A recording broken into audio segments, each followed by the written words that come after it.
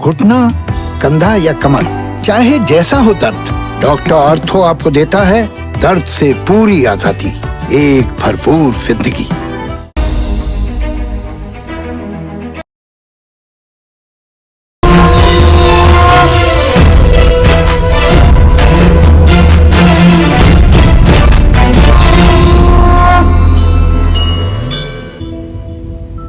नमस्कार, आप देख रहे हैं काल चक्र। मैं हूं आपके साथ रोमिता तिवारी और मेरे साथ हैं प्रश्न कुंडली विशेषज्ञ पंडित सुरेश पांडे जी। पंडित जी, बहुत स्वागत है आपका कार्यक्रम में।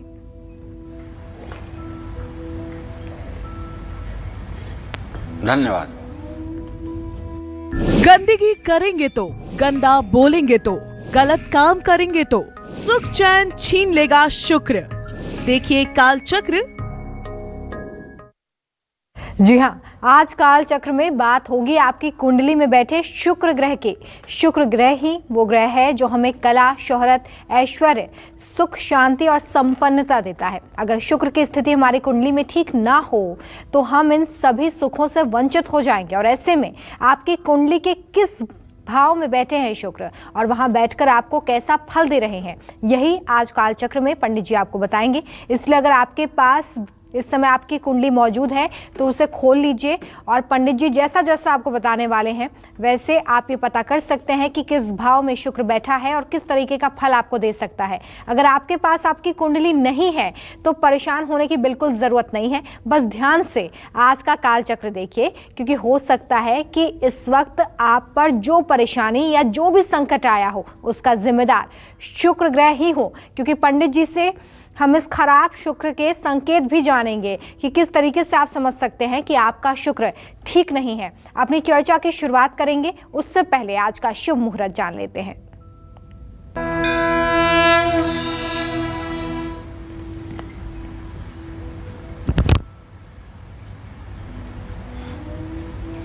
चौबीस जून 2021 दिन गुरुवार। आज ज्येष्ठ शुक्ल पक्ष की पूर्णिमा तिथि है रात 12:09 तक। इसके बाद आषाढ़ कृष्ण पक्ष की प्रतिपदा तिथि शुरू हो जाएगी। ज्येष्ठा नक्षत्र सुबह 9:11 तक रहेगा। इसके बाद मूल नक्षत्र शुरू होगा। ये दोनों नक्षत्र मूल संज्ञक हैं।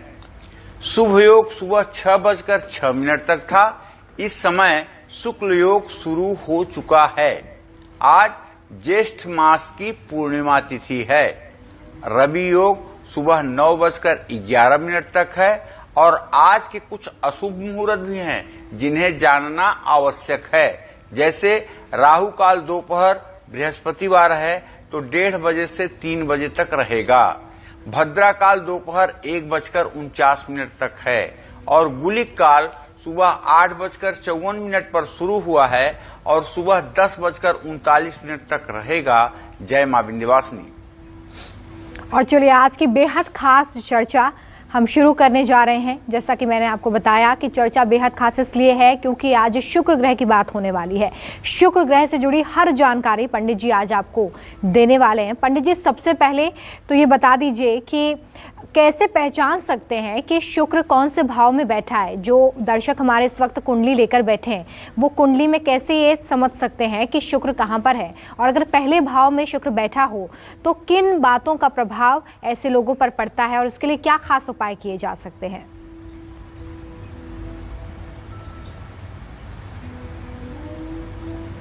देखिए, ये तो मैं बताऊंगा ही आपको कि आपके जन्म कुंडली के 12 भावों में बैठा हुआ शुक्र किस तरह से आपके जीवन को प्रभावित करता है।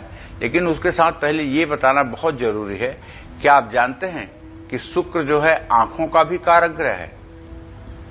अगर नहीं जानते हैं ना तो बृहद पाराशर होरा शास्त्र में साफ लिखा हुआ है, शुक्रो शुक्रश्च तथा नेत्रम चंद्रमा मनसस्तथा।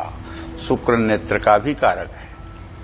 और जब शुक्र सूर्य के साथ होकर के अस्त हो जाता है, समान डिग्री, समान कला, समान विकला पर होता है, तो ऐसा व्यक्ति जन्मांध होता है। जन्म से ही अंधा पैदा होता है।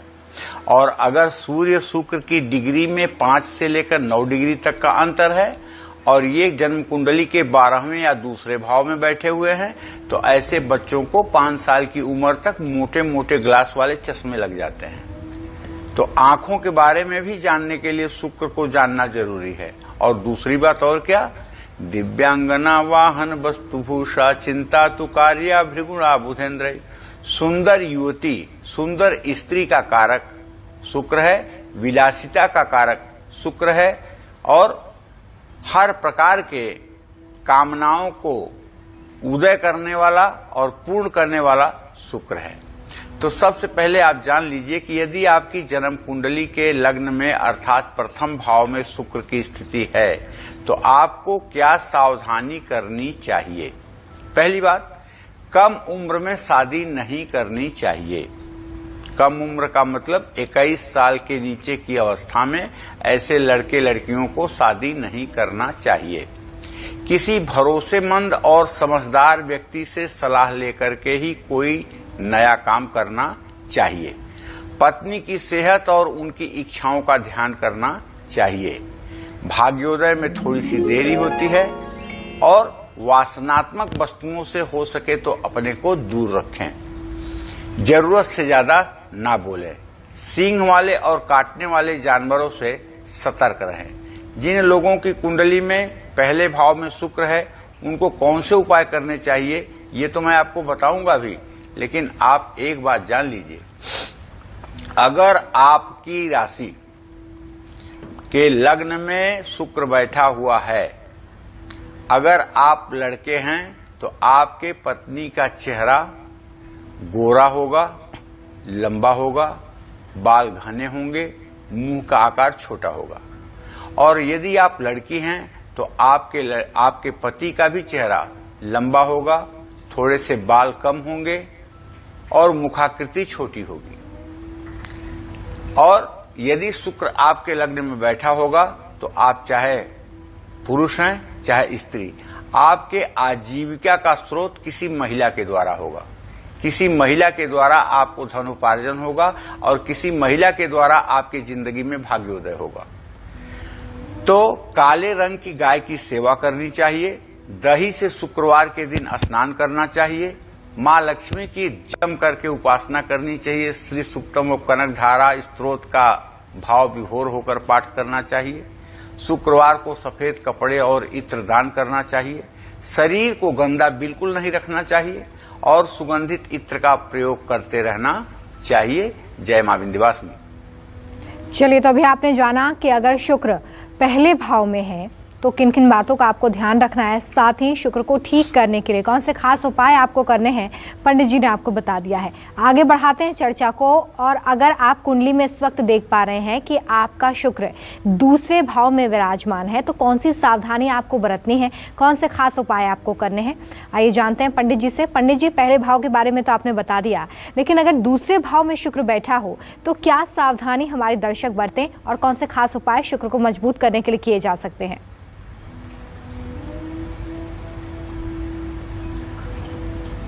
देखो, अगर द्वितीय भाव में शुक्र बैठेगा और अगर सूर्य उसको पीड़ित नहीं करेगा तो पहली बात, ऐसे लोगों की आंखें बड़ी बड़ी, आकर्षक और बहुत ही मनोहारी होंगी। लेकिन अगर सूर्य ने पीड़ित कर दिया शुक्र को तो आंखें बहुत छोटी छोटी, आंखों में बहुत जल्दी पावर आएगा और आंखों से हर समय गंदगी, कीचड़ जैसी स्थिति निकलती रहेगी। तो क्या करना है सावधानी आपको? अगर शुक्र आपकी कुंडली के दूसरे भाव में धन स्थान में है, खान पान के स्थान में है, तो आपको शेरमुखी मकान में नहीं रहना है, पहली बात।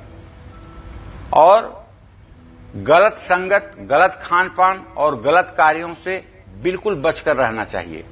अपने व्यवहार को ठीक रखें, वरना दुश्मनों की संख्या बहुत बढ़ जाएगी। किसी की बुराई करना भाग्य को आपके रोकेगा, इसलिए किसी की निंदा या बुराई ना करें। ससुराल पक्ष से संबंध बनाकर रखें। आप विलासी प्रवृत्ति के हो सकते हैं, इसलिए धन भाव का शुक्र जो होता है वो ऐसे आदमी को ऐसा भोजन करवाता है जिसमें दांतों को मेहनत न करना पड़े और वो भोजन सीधा अंदर चला जाए। ऐसे लोग दूध, दही, पनीर, रबड़ी, मलाई इन सब चीजों के बहुत शौकीन होते हैं। दूसरों से उम्मीद कम रखिए और जुआ सट्टा से बिल्कुल अपने आप को दूर रखिए। जिन लोगों की कुंडली में द्वितीय भाव में शुक्र है, उनको कौन से उपाय करने चाहिए ये आपको मैं बताना चाहूंगा। देखिए, दूसरों के आगे पहली बात तो आप हाथ न फैलाइए सहयोग के लिए, और मुफ्त में किसी का कोई उपहार या गिफ्ट मत लीजिए। हल्दी के साथ आलू उबाल करके शुक्रवार के दिन गाय को खिलाइए, जब आलू ठंडी हो जाए तब। और किसी मंदिर में अपनी क्षमता के अनुसार गाय का घी भेंट करिए, और मां लक्ष्मी का और स्फटिक के श्रीयंत्र का पूजा करना कभी न भूलिए। सुबह शाम दोनों समय स्फटिक के श्रीयंत्र की पूजा करिए। दक्षिणावर्ती शंख में जल, दूध, गन्ने का रस, दही, घी, इन सब चीजों को भर करके और बारी बारी से अभिषेक करिए। निसंदेह मनोकामना आपकी पूरी होगी। जय मां विंध्यवासिनी। और जानेंगे पंडित जी से कि अगर किसी व्यक्ति की कुंडली में तीसरे भाव में शुक्र बैठा हो तो किस तरीके का प्रभाव देता है। लेकिन उससे पहले काल चक्र दर्शक रेखा हमारे साथ होशियारपुर से जुड़ी हैं। आइए उनसे बात करेंगे। रेखा जी, बहुत स्वागत है काल चक्र में आपका। पूछिए पंडित जी से अपना सवाल। नमस्कार पंडित जी।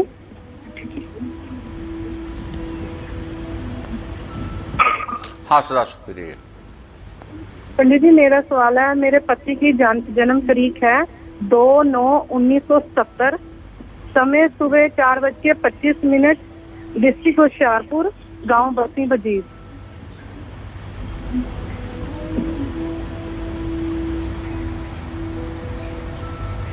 क्या जानना चाहती हो पंडित जी? मेरे को ये जानना है कि ये विदेश जा पाएंगे, ये विदेश में सेटल हो पाएंगे?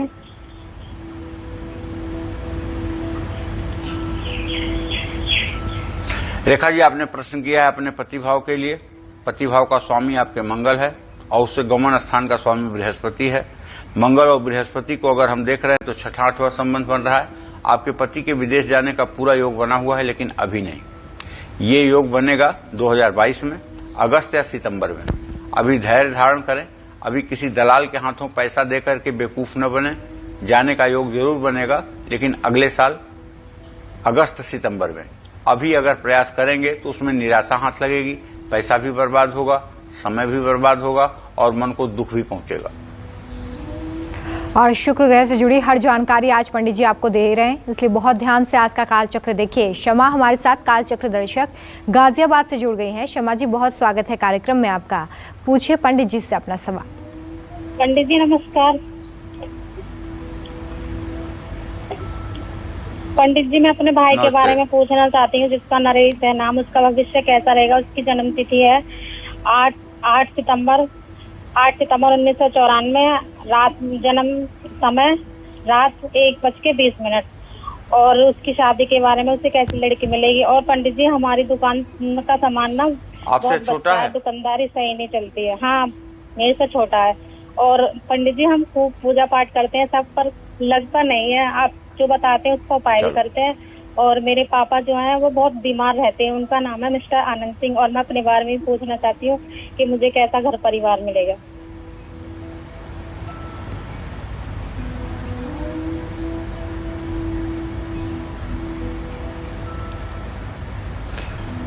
देखो, ऐसा है शमा, तुमने अपने भाई के बारे में जो पूछा है तो ये सुनो कि उसका द्वितीय भाव का स्वामी शुक्र और सप्तम भाव का स्वामी शुक्र है। और ये इसका इत्तिसाल जो है मंगल से हो रहा है। तो कहने का मतलब भाई का भाग्य बहुत अच्छा है और ये जिंदगी में बहुत ऊंचाइयों को प्राप्त करेगा, इसमें कोई संदेह नहीं है। सफलता इसके कदम चूमेगी। रही बात विवाह की, तो बेटा ये बात आप समझ लीजिए कि विवाह भाव का स्वामी विवाह भाव का स्वामी शुक्र और मंगल एक साथ बैठे हुए हैं। अब विवाह में ज्यादा विलंब की स्थिति है नहीं। अक्टूबर नवंबर के बाद रिश्ता तय हो जाएगा और जनवरी फरवरी तक विवाह हो जाएगा। अच्छा विवाह होगा, इसमें कोई दो राय नहीं है। जहां तक आपने अपने पापा के लिए प्रश्न पूछा है तो सुनो, चंद्रमा से दशम भाव का स्वामी जो सूर्य है और जो सूर्य की इस समय स्थिति बनी हुई है उसके आधार पर बताना चाहूंगा। ये मिथुन राशि का सूर्य ये कहना चाहता है कि पापा को हल्का सा बुखार लगा रहता है हर समय और हड्डियों में दर्द की स्थिति बनी रहती है। अगर पानी में गंगा जल डाल करके और उससे इनको नहला करके या कपड़े से शरीर को पोंछ करके और भगवान शिव को जो भभूति लगाई जाती है जिसको राख कहते हैं, भस्म जो है, वो अगर पूरे इनके शरीर में हाथों में मल करके लगा दिया जाए और ये उपाय 40 दिन लगातार किया जाए तो इनका रोग भी ठीक होगा, स्वस्थ भी होंगे और प्रसन्न भी रहेंगे, घर में सुख समृद्धि भी आएगी।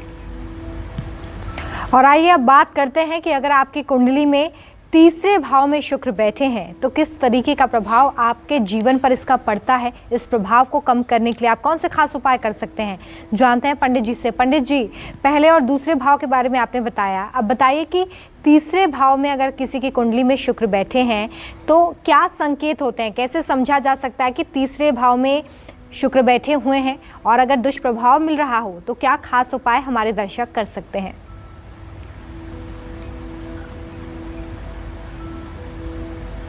देखिए, जन्म कुंडली से लग्न से तीसरा भाव जो होता है उससे ज्योतिष में विचार किया जाता है छोटे भाई बहनों का, नौकरों का, अपने द्वारा किए जाने वाले पराक्रम का, ये विचार किया जाता है। तीसरे भाव में अगर शुक्र बैठे तो महर्षि पाराशर कहते हैं कि शुक्र और बृहस्पति दोनों अगर तीसरे भाव में बैठे तो ये बेवजह दुश्मन बढ़ाते हैं और पैसे की बर्बादी करवाते हैं। तीसरे भाव का कभी भी बृहस्पति अच्छा नहीं हो सकता, तीसरे भाव का कभी भी शुक्र अच्छा नहीं हो सकता।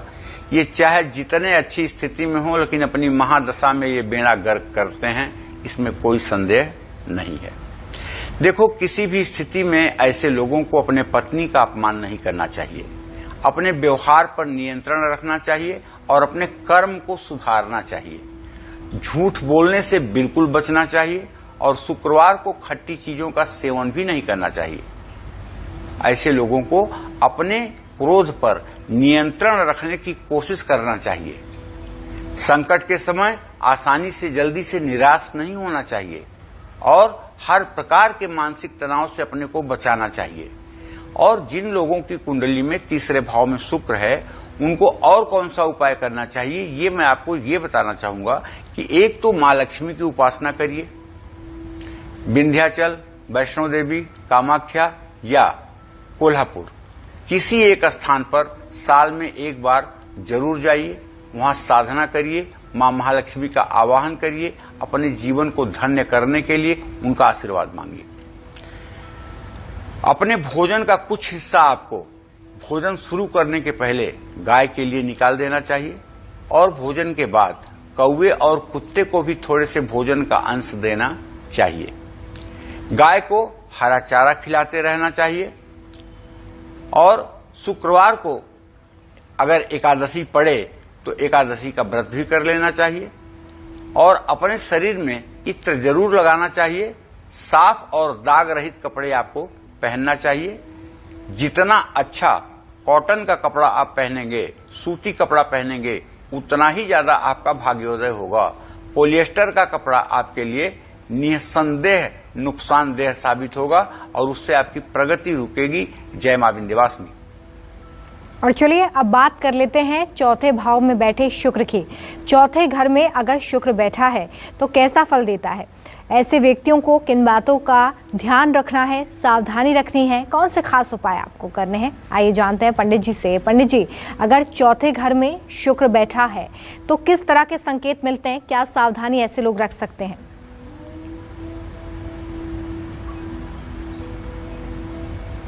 देखो, जन्म कुंडली का जो चौथा भाव है रोमिता ना, उससे भूमि, भवन, वाहन, माता, इन सब चीजों का विचार किया जाता है। और जिन लोगों की जन्म कुंडली के चौथे भाव में शुक्र है तो ऐसे लोग जान लें कि ऐसे लोगों की माताएं देवी स्वरूपा होती हैं। अगर वो किसी पापग्रह से पीड़ित नहीं है तो सुंदर होती हैं, बुद्धिमान होती हैं और निर्णय लेने वाली होती हैं। तो अगर आपकी कुंडली में भी शुक्र चौथे भाव में है तो भूल करके भी शराब न पीजिएगा। ऐसे लोगों के लिए अल्कोहल जहर के बराबर है। पत्नी की सेहत खराब रहती है और अगर हाँ तो घर के छत की साफ सफाई का ध्यान रखिए। अगर आपके छत पर गंदगी होगी तो आपके परिवार में रोग बढ़ेगा। दूसरों की कमियों को और बुराइयों को ढूंढने की कोशिश मत करिए, बल्कि अपने अंदर अपने चरित्र निर्माण की बात आप सोचिए। सोच समझकर बोलिए, कड़वा सच भी मत बोलिए। अपनों से धोखा मिलने का भी ऐसे लोगों को प्रबल योग रहता है। अहंकार से बचें और अपने नैतिक मूल्यों को न खोएं। अगर ये शुक्र आपकी कुंडली में मीन राशि में, वृषभ राशि में या फिर तुला राशि में है तो मालव्य नाम का योग बनता है, जो पंच महापुरुष योग के अंतर्गत आता है। ऐसे योग में जन्म लेने वाला व्यक्ति राजा या राजा के समान जीवन यापन करता है और संसार के सारे सुख समृद्धि उसके पास होते हैं। जिन लोगों की कुंडली में चौथे भाव में शुक्र है, उनको कौन से और उपाय कर लेने चाहिए ये भी आप जान लीजिए। जैसे बृहस्पति से संबंधित चीजें जैसे चना, पीली दाल, केसर, ये थोड़ी मात्रा में जल में प्रवाहित कर देना चाहिए। चंद्रमा का भी उपाय कर लेना चाहिए। जैसे पूर्णिमा की रात चंद्रमा को जल, दूध, हल्की सी हल्दी, दुर्वांकुर, सफेद फूल डाल करके चंद्रमा को अर्घ्य देना चाहिए। एकादशी या शुक्रवार का व्रत करना चाहिए। पत्नी के स्वास्थ्य के लिए घर की साफ सफाई जरूर करते रहना चाहिए और हो सके तो आप हर समय अपने सोने में सफेद बेडशीट का इस्तेमाल करें। अगर आपके कमरे का पेंट सफेद रंग होगा और आपकी बेडशीट सफेद होगी तो निसंदेह आपकी प्रतिष्ठा में 4 चांद लगेगा।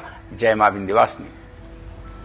कुंडली के पहले, दूसरे और तीसरे, चौथे भाव में अगर शुक्र बैठा है तो आपको क्या करना चाहिए, क्या नहीं करना चाहिए, ये पंडित जी ने आपको बता दिया है। लेकिन ब्रेक के बाद पंडित जी आपको कुंडली के 5वें भाव से लेकर 12वें भाव तक शुक्र की स्थिति, उससे जुड़ी सावधानियां और खास उपाय के बारे में बताएंगे। आज पंडित जी आपको कुंडली के 12 घरों में शुक्र की स्थिति के अनुसार क्या खास सावधानी और क्या खास उपाय करने हैं इसके बारे में बता रहे हैं। तो चलिए अपनी चर्चा को आगे बढ़ाते हैं। पंडित जी, अगर किसी व्यक्ति की कुंडली में 5वें घर में शुक्र बैठा है तो उसे किन बातों का ध्यान रखना है और कौन से खास उपाय करने हैं इसके बारे में बताइए।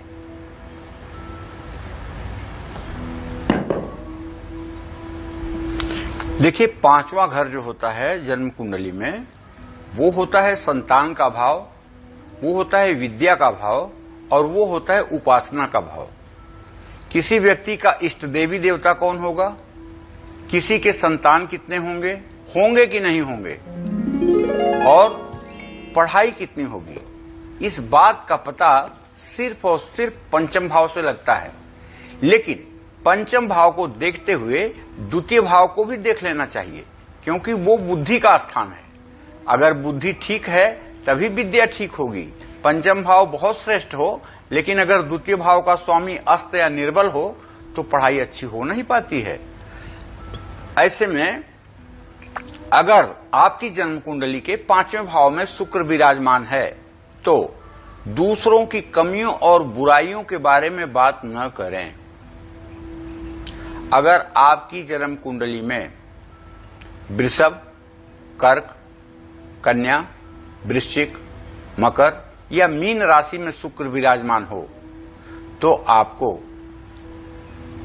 1 या 2 संतान पर ही अपने को रोक लेना चाहिए, क्योंकि आप चाहे जितना अधिक संतान पैदा करेंगे वो आपके लिए फलदायी नहीं होगा। सोच समझ करके बोलें और कड़वा बोलने से भी बचें। अपनों से ही धोखा मिलने का प्रबल योग ऐसे लोगों के लिए बनता है। अहंकार से बचें और अपने नैतिक मूल्यों को संभालें। जिन लोगों की कुंडली के चौथे भाव में शुक्र है, 5वें भाव में शुक्र है, उनको कौन से उपाय करने चाहिए ये मैं आपको बताना चाहूंगा। अगर 5वें भाव में आपका शुक्र है तो बृहस्पति से संबंधित चीजें जैसे चना, पीली दाल, केसर, थोड़ी सी, ये भी प्रवाहित करना चाहिए। और 5वें घर में अगर शुक्र है तो आपको जो सावधानी बरतनी चाहिए उसमें अपने चरित्र और व्यवहार का ध्यान रखना चाहिए। नशीली चीजों का सेवन नहीं करना चाहिए, झूठ बोलने से बचना चाहिए, पिता की मर्जी के खिलाफ जाकर विवाह न करें और शादी के साथ प्रेम प्रसंगों से दूर रहें। अपने परिवार वालों को समय दें। जिन लोगों की कुंडली के 5वें भाव में शुक्र है उनको कौन से उपाय करने चाहिए ये भी आप जान लीजिए। थोड़ा सा दूध या दही शरीर में लगा करके अगर स्नान करें तो शुक्र ठीक हो जाता है। शुक्रवार का व्रत रखें, खट्टा ना खाएं तो लक्ष्मी की कृपा हो जाती है। गाय, माँ या माँ समान महिलाओं का सम्मान करें तो भाग्योदय होता है। और स्फटिक के श्रीयंत्र की पूजा करें। चांदी की कटोरी में अनार के दानों का भोग लगाएं। श्री सुक्तम के 16 मंत्रों का पाठ करें। कनक धारा स्त्रोत का भाव विभोर होकर के पाठ करें। महालक्ष्मी को अपना इष्ट मान करके हर समय अपने हृदय में एक कमल के फूल पर बैठी हुई महालक्ष्मी का ध्यान करें। मैं दावे के साथ कह सकता हूं कि दुनिया आपसे रहेगी, आप दुनिया से नहीं रहेंगे। लेकिन पूजा के साथ साथ अपने मन की स्थिति बनाइए कि हर समय आपको ये महसूस हो कि आपके हृदय पर एक कमल का फूल है जिसपे महालक्ष्मी विराजमान है। और कभी कभी तो आपका हाथ वहां पहुंच जाए, जैसे आप देखना चाहते हैं, छूना चाहते हैं, महालक्ष्मी का स्पर्श करना चाहते हैं। जिस दिन ये स्थिति आप अपनी बना लेंगे, आपके सोच में, आपके उठने में, आपके बैठने में, आपके जागने में हर समय ये चिंतन आपका रहेगा कि यहां महालक्ष्मी का निवास है कमल के फूल पर। विश्वास करिए, नजर ना लगे आपकी जिंदगी को, आप पूरी दुनिया के लिए प्रेरणा स्रोत बन जाएंगे। जय मां विंध्यवासिनी।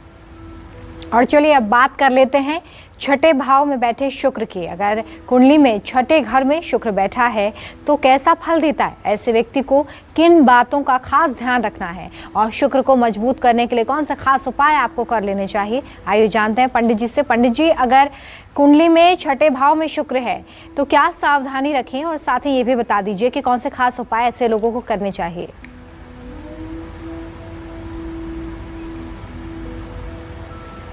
देखो, कुंडली का जो छठा भाव होता है ना, 150 डिग्री से लेकर के 180 डिग्री तक, जन्म से 150 डिग्री के बाद और 180 डिग्री तक जो होता है ये छठा भाव होता है। और इस छठे भाव से विचार किया जाता है रोग का, शत्रु का और अपने मामा का, अपने मौसी का, ये विचार किया जाता है छठे भाव से। किसी व्यक्ति को क्या रोग होगा और किसी व्यक्ति के शत्रु कैसे होंगे, ये छठे भाव से ही तो जाना जाता है। जैसे छठे भाव में सूर्य होगा तो आपके दुश्मनों को कूट कूट के मारेगा, जो आपसे जरा सा दुश्मनी करेगा उसका सत्यानाश हो जाएगा। चंद्रमा होगा तो बिना वजह ब्राह्मण लोग आपसे दुश्मनी करेंगे। मंगल होगा तो राजपूतों की दुश्मनी का आपको सामना करना पड़ेगा। बुध होगा तो व्यापारी वर्ग आपका शत्रु होगा। बृहस्पति होगा तो बुद्धिमान लोग आपका विरोध करेंगे। शुक्र होगा तो महिलाएं आपका विरोध कर सकती हैं। और शनि होगा तो भी आपके दुश्मनों को खत्म करेगा। राहु भी दुश्मनों को खत्म करेगा। ये बात आप जान लीजिए। ये इस आधार पे कह रहा हूं, त्रिषष्ठाय गते पापो जन्मांगो शोभना भवेत्। तीसरे और छठवें 11वें स्थान में पापक ग्रह अच्छा फल देते हैं। इस आधार पर मैंने ये फलादेश आपको किया है। तो देखो, शुक्र अगर आपकी कुंडली के छठे भाव में है तो गलत संगत और गलत कार्यों से आपको बचना चाहिए और किसी प्रकार का एडिक्शन या नशा नहीं करना चाहिए। शुक्र छठे भाव का अच्छा नहीं होता है, लेकिन छठे भाव का शुक्र अच्छा इसलिए होता है कि ये पैसे की बर्बादी कराएगा। और पैसे की बर्बादी तो तब कराएगा ना जब आपके पास पैसा होगा। तो इसलिए छठे और 12वें भाव में भी शुक्र अच्छा होता है। क्योंकि अगर आप ब्रांडेड कपड़ा पहनेंगे और आप मर्सिडीज और BMW से चलेंगे तो तभी न चलेंगे जब आपके पास पैसा होगा। तो इसलिए कहां 12वें भाव का शुक्र और छठे भाव का शुक्र खराब होता है?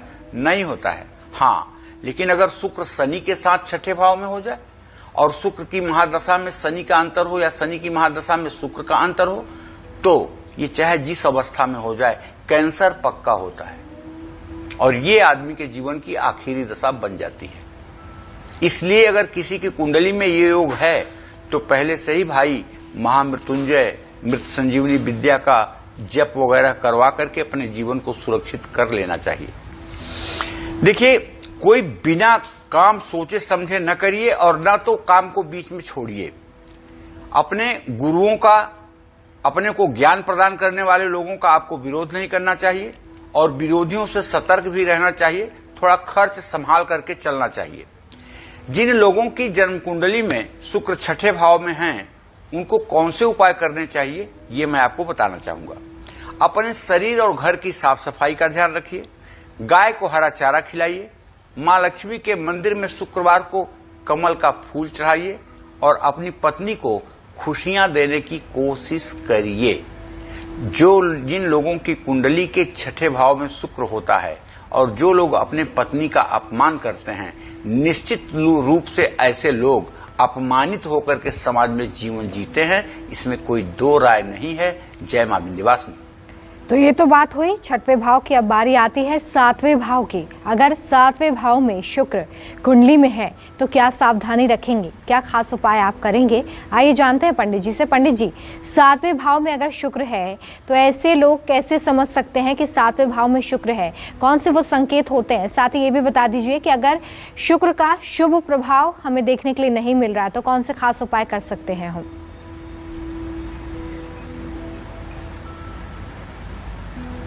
सातवां भाव विवाह का भाव है। सातवां भाव से पत्नी और पति का विचार किया जाता है। सातवें भाव से पति और पत्नी के रूप रंग का विचार किया जाता है। सातवें भाव से पति पत्नी के आयु का विचार किया जाता है। सातवां भाव बड़ा इंपॉर्टेंट है। जैसे अगर किसी की शादी नहीं हो रही है या शादी ठीक नहीं चल रही है तो कुंडली में और कुछ देखने की जरूरत नहीं है।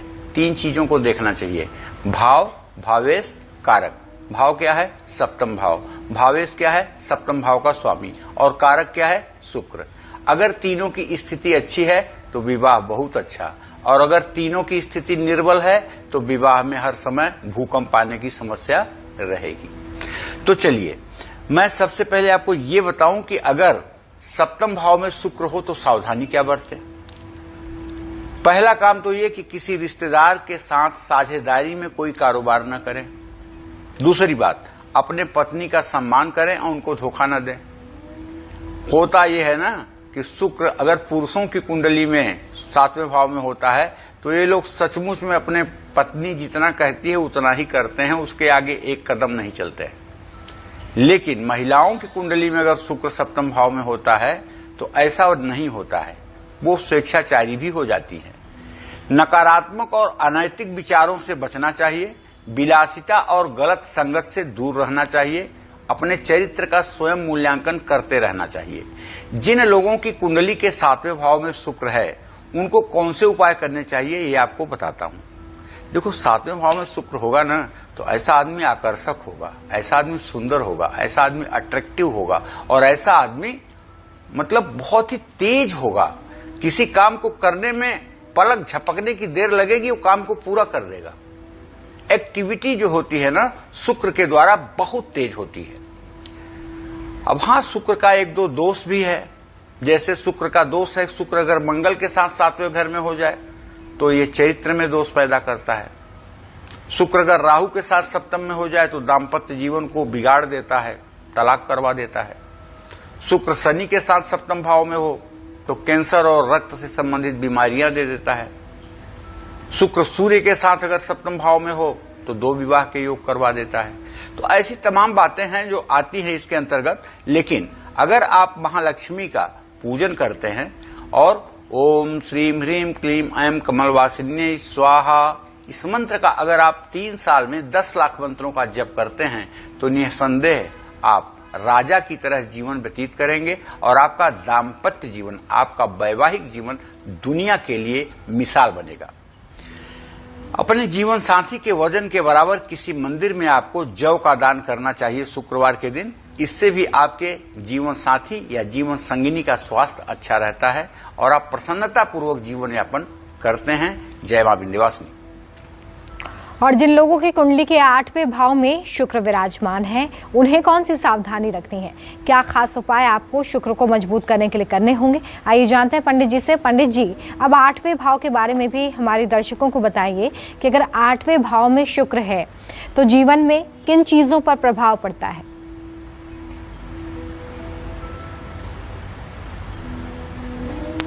देखो रोमिता, 8वां भाव जो होता है वो मनुष्य के मृत्यु का भाव होता है। अगर किसी के मृत्यु का अनुमान लगाना है तो उसके 8वें भाव से ही विचार किया जाता है। 8वें भाव से मृत्यु का विचार किया जाता है, गोपनीय रहस्यमयी ज्ञान का विचार किया जाता है और शरीर में रेक्टम गुदा मार्ग का विचार किया जाता है। अगर शुक्र अष्टम में है तो आपको क्या सावधानी बरतनी चाहिए, ये थोड़ा सा आप जान लीजिए। पहली बात तो शुक्र आपकी कुंडली में अगर 7वें भाव में है तो आपको न तो किसी से दान लेना चाहिए और ना तो किसी से मुफ्त में उपहार के लिए अपेक्षा रखनी चाहिए, और किसी व्यक्ति की आपको जमानत या गारंटर भी नहीं बनना चाहिए, वरना अपने कर्जे में नहीं लेकिन दूसरे के कर्जे के कारण आपकी जिंदगी बर्बाद हो सकती है। माता पिता भाई बहन से आशीर्वाद लें और उनसे झूठ न बोलें, धोखा न करें, अपना व्यवहार उत्तम रखें। और हाँ, शुक्र की दृष्टि चूंकि द्वितीय भाव पर जा रही है, इसलिए अगर पापग्रहों की भी दृष्टि हो गई तो ऐसा आदमी अल्कोहलिक हो जाता है, शराबी हो जाता है। तो अगर ऐसा कुछ आपके साथ भी है तो आप नशाखोरी से अपने आप को दूर रखने की कोशिश करिएगा। फिजूल खर्ची और वाद विवाद से बचिएगा। कम उम्र में ऐसे लोगों को शादी नहीं करनी चाहिए। जिन लोगों की कुंडली में 8वें भाव में केतु है, उनको कौन से उपाय करने चाहिए ये आप जान लीजिए।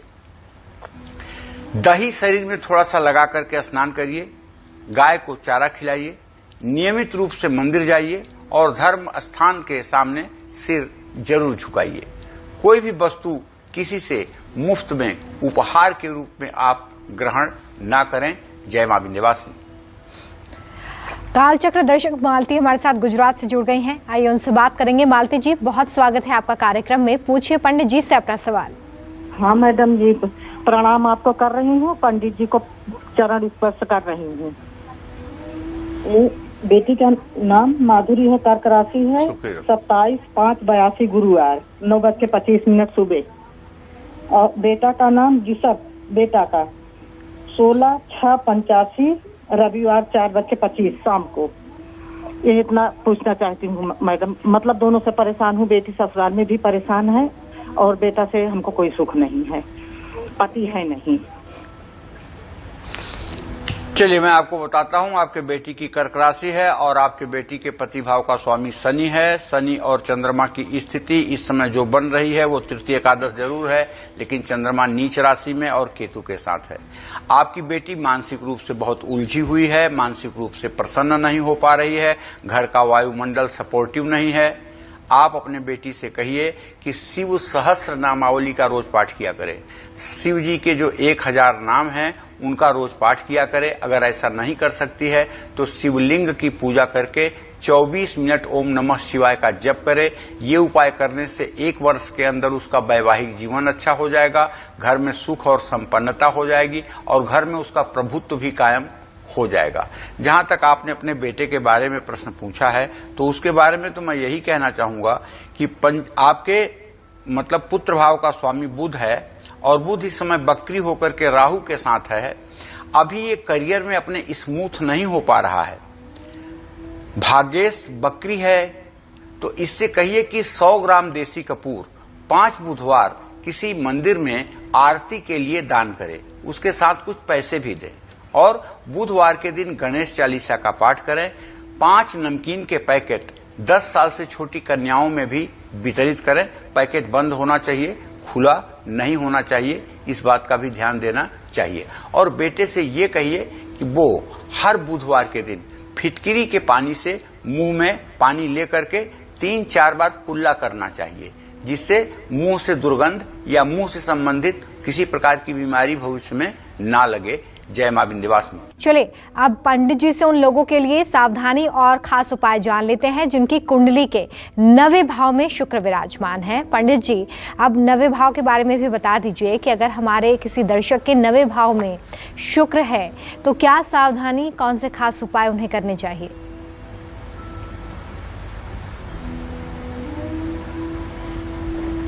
जन्म कुंडली का 9वां भाव जो होता है वो भाग्य भाव कहलाता है, वो धर्म का स्थान कहलाता है और स्थिर कारक में वो पिता का भी स्थान कहलाता है। कोई आदमी यात्रा करना चाहता है तो उसके यात्रा का विचार भी 9वें भाव से होता है। इन सारी परिस्थितियों को देखते हुए ज्योतिष शास्त्रकार लिखते हैं, 9 में सर्वदा सौम्य न क्रूर फलदायक।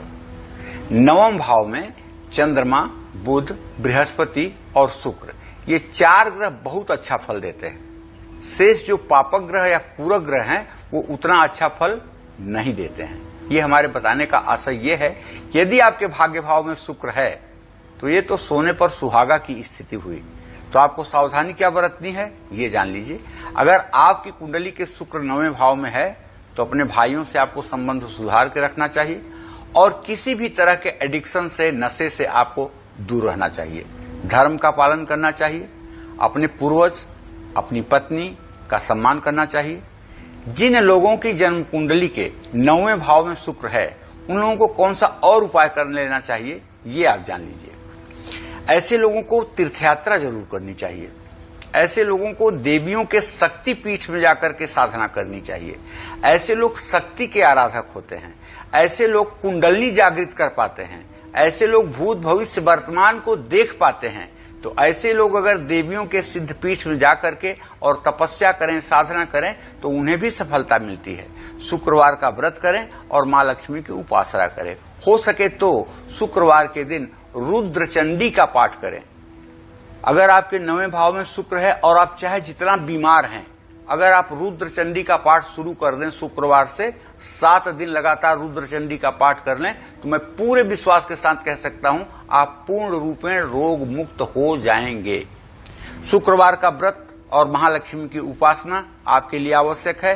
नीम के पेड़ के नीचे एक चांदी का छोटा सा टुकड़ा कोई देखने न पाए, आप उसे दबा करके और नित्य उसी जगह पर आप जल गिराइए और एक अगरबत्ती जला करके वहां रखिए। निश्चित रूप से आपके घर से बीमारियां दूर भाग जाएंगी। जय मां विंध्यवासिनी।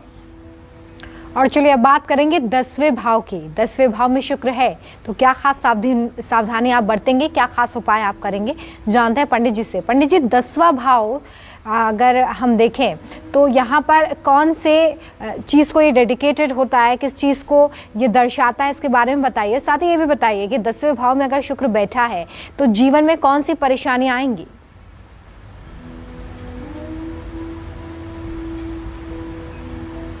देखिए 10वां भाव जो है वो आजीविका का स्थान है, पिता का स्थान है, राज्य का स्थान है। तो सात्विक आहार और सात्विक विचार आपको अपना लेना चाहिए, इसलिए कि आपको पद प्रतिष्ठा बड़ी मिलने वाली है और लोगों की निगाह आपके ऊपर रहेगी। आपकी छोटी छोटी एक्टिविटीज को समाज देखेगा। उधार लेकर नया काम शुरू मत करिए और कभी भी साउथ फेसिंग घर में आप मत रहिए। अपने घर की पश्चिम दिशा का स्थान थोड़ा सा बिना प्लास्टर के कच्चा रखिए और अपने जीवन साथी का अपमान भूल करके भी मत करिए। लालच से बचिए। और यदि आपकी कुंडली के शुक्र 10वें भाव में है तो आपको उपाय क्या करना चाहिए। आपको शुक्रवार को विष्णु या भगवान महालक्ष्मी नारायण के मंदिर में कमल का फूल अर्पित करना चाहिए। कांसे के कटोरे में गाय का घी भरकर उसमें अपनी परछाई देख करके दान करना चाहिए। पति पत्नी धर्म कर्म में विश्वास बनाए रखें। थोड़ा सा दही शरीर में लगाकर स्नान करें और घर की पश्चिम दिशा में कच्चा आंगन जरूर बनाएं। जय मां विंध्यवासिनी। और आइए अब जानते हैं पंडित जी से उन लोगों के लिए सावधानियां और खास उपाय जिनकी कुंडली के 11वें भाव में शुक्र विराजमान है। पंडित जी अगर 11वें भाव में शुक्र है तो ये क्या दर्शाता है, साथ ही ये भी बता दीजिए कि क्या खास सावधानी ऐसे लोगों को बरतनी है, क्या खास उपाय करने हैं।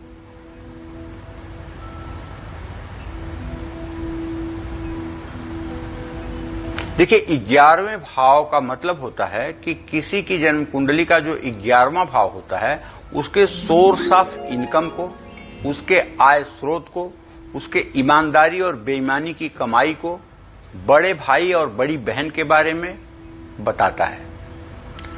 अगर एकादश भाव में या 11वें स्थान में शुक्र की स्थिति है तो आपको क्या सावधानी बरतनी चाहिए? आपको अपने कुंडली के 11वें भाव में अगर शुक्र है पता चल जाए तो विवाह के बाद विवाहेतर संबंध ना बनाएं। सात्विक भोजन और अपना व्यवहार सात्विक रखें। झूठ बोलने और झूठ गवाही से बचें। उधार लेकर कोई काम ना करें और अपने ससुराल से संबंध ना बिगाड़ें। जिन लोगों की जन्म कुंडली के 11वें भाव में शुक्र है उनको कौन से और उपाय करने चाहिए जिससे शुक्र का शुभ प्रभाव आपके जीवन पर पड़े? जैसे माथे पर मलयागिर चंदन और केसर एक साथ घिस करके अंगूठे से अपने माथे पर तिलक लगाना चाहिए। बुध का उपाय करना चाहिए। बुध का उपाय ये है कि अगर आप महिला हैं तो बाईं नाक छिदवा लीजिए। अगर आप पुरुष हैं तो आपको गणेश चालीसा का पाठ करना चाहिए। आपको अगर गणेश चालीसा का पाठ करने में समय नहीं मिलता है तो ओम गंग गणपतये नमः इस मंत्र का ही जप करना चाहिए। धनिया और गुड़ किसी धर्म स्थान में दान करना चाहिए। किसी जरूरतमंद व्यक्ति की मदद करनी चाहिए। इन सब चीजों का ध्यान रखना चाहिए। जय मां विंध्यवासिनी। और आइए बात करेंगे अंतिम भाव यानी कि 12वें घर की। 12वें घर में अगर शुक्र बैठा है तो कैसा फल देगा? ऐसे व्यक्तियों को किन बातों का खास ध्यान रखना है, क्या सावधानी रखनी है, साथ ही कौन से खास उपाय शुक्र को मजबूत करने के लिए आप कर सकते हैं, जानते हैं पंडित जी से। पंडित जी, 12वां भाव किस चीज का कारक होता है? सबसे पहले तो ये बताइए, साथ ही सावधानी और उपाय बता दीजिए।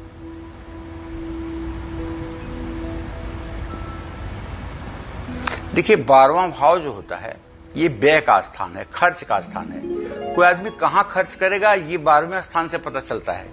माँ पिता के ऊपर खर्च करेगा, माँ के ऊपर खर्च करेगा, भाई बहनों के ऊपर खर्च करेगा, मित्र के ऊपर खर्च करेगा, गुरु के ऊपर खर्च करेगा, धर्म पर खर्च करेगा, पत्नी पर खर्च करेगा, व्यसन पर खर्च करेगा, रोग पर खर्च करेगा, मुकदमे पर खर्च करेगा या ब्याज देने में बर्बाद हो जाएगा। ये 12वें भाव से ही पता चलता है। तो ऐसे में मांस, मदिरा और गलत संगत से दूर रहिए। झूठ मत बोलिए और उधार लेकर के कोई नया काम शुरू मत करिए। अपना और अपने जीवन साथी के सेहत का ध्यान रखिए। बढ़ते उम्र में वजन बढ़ने से भी अपने आप को रोकिए। जिन लोगों की कुंडली के 12वें भाव में शुक्र है उनको कौन सा उपाय करना चाहिए ये भी जान लीजिए। 12वें भाव में शुक्र है तो उसका शुभ फल पाने के लिए हर शुक्रवार को विष्णु मंदिर में जाना चाहिए। लक्ष्मी नारायण को कमल का फूल चढ़ाना चाहिए। शुक्रवार को व्रत रखना चाहिए। रुद्र चंडी का पाठ करना चाहिए। खट्टी चीजों का सेवन नहीं करना चाहिए।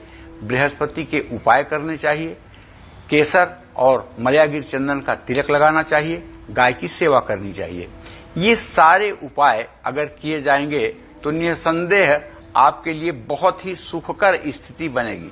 तो मैं यही कहना चाहूंगा कि देखिए, अगर आपके कुंडली के 12वें भाव में शुक्र की स्थिति बनी हुई है तो आप निसंदेह इन उपायों को करके बहुत ही सुखी जीवन जी सकते हैं। बस किसी जरूरतमंद व्यक्ति की मदद करने की कोशिश करिए।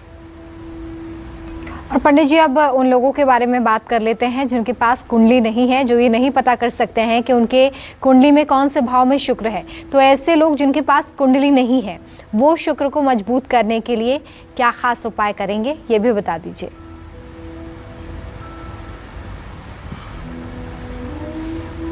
देखो, शुक्र कमजोर है तो होता क्या है? शुक्र अगर कमजोर है, अस्त है, तो विवाह नहीं होगा, चाहे उम्र 35 की हो जाए। शुक्र अगर अस्त है कुंडली में तो वैवाहिक सुख नहीं मिलेगा। शुक्र अगर नीच राशि में है, पति या पत्नी में से किसी के अंदर नपुंसकता होगी। शुक्र अगर नीच राशि में या अस्त है तो ऐसे आदमी के चेहरे पर तेज बिल्कुल नहीं होगा। ऐसा आदमी डल फील करेगा और बड़ा सुस्त रहेगा। उठने बैठने में ही समय लगा देगा।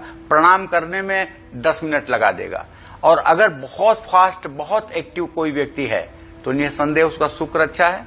और शुक्र अगर अच्छा है तो जीवन के सारे सुख उसके साथ रहेंगे। लेकिन शुक्र बहुत अच्छा होने पर थोड़ा सा चरित्र को दाहिने बाएं कर देता है।